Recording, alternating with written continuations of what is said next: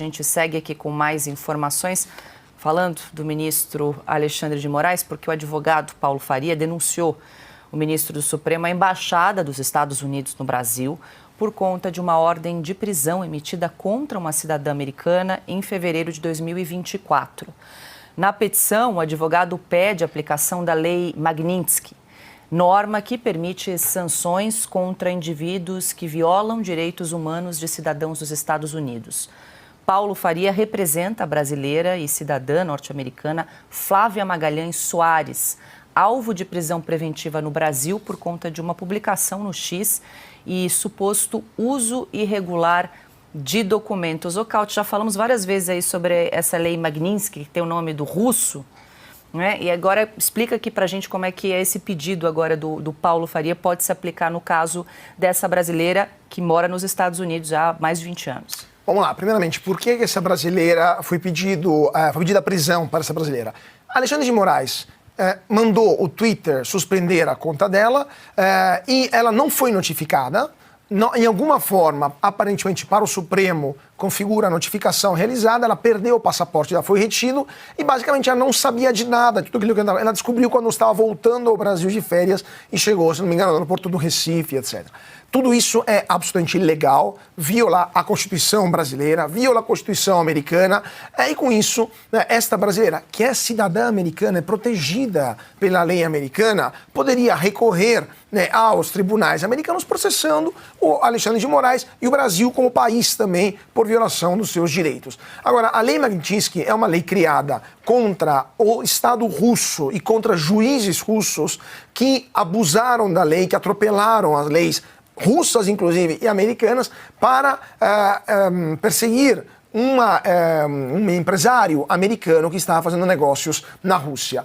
Esse empresário e os seus colaboradores, muitos deles foram presos, um foi morto, que é o Magnitsky, que dá nome à lei, e a partir de então, o presidente Barack Obama assinou essa lei para punir todos os agentes do Estado, de qualquer Estado do mundo, que abusem da lei contra cidadãos americanos, que é exatamente o caso que estamos vendo agora. Então, o que poderia acontecer caso essa lei seja ativada? E não é tão impossível que isso aconteça, porque já aconteceu no caso de ministros do Supremo da Nicarágua, de ministros do Supremo, de juízes de outros países, inclusive da Rússia também.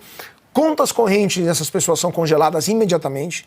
Eles não podem mais viajar para os Estados Unidos e para vários países do mundo. Eles não podem fazer mais negócios com empresas americanas. Inclusive, bancos brasileiros que têm operações nos Estados Unidos, o Itaú, o Bradesco, o próprio Banco do Brasil, se abrirem contas para essas pessoas no Brasil, eles poderão ser sancionados nos Estados Unidos por violação dessa lei. Ou seja, a pessoa se torna um prisioneiro em seu próprio país. Não pode fazer mais nada, não pode nem receber salário mais. Então, é uma sanção importante. Ela já está sendo aplicada em várias ocasiões e está cada vez mais se falando nos Estados Unidos. O Consta pode falar mais sobre isso, de aplicar a lei Magnitsky contra ministros do Supremo, e não só contra eles, contra juízes auxiliares, contra delegados da Polícia Federal que atuaram sob ordens ilegítimas e ilegais de ministros do Supremo, e até mesmo quem notificou ou não notificou documentos ilegais.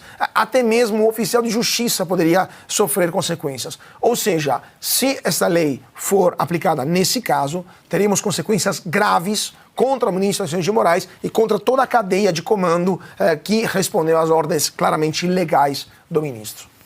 Consta, rapidamente aqui, deixa eu só dar voz a um especialista, o advogado André Marcília, que sempre se manifesta em relação a esses casos aí que ferem a liberdade de expressão, no caso da Flávia Magalhães Soares.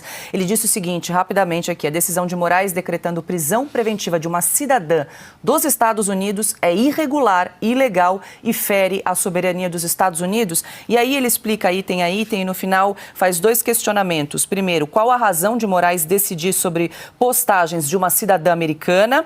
E o que isso tem a ver com a competência do Supremo Tribunal Federal?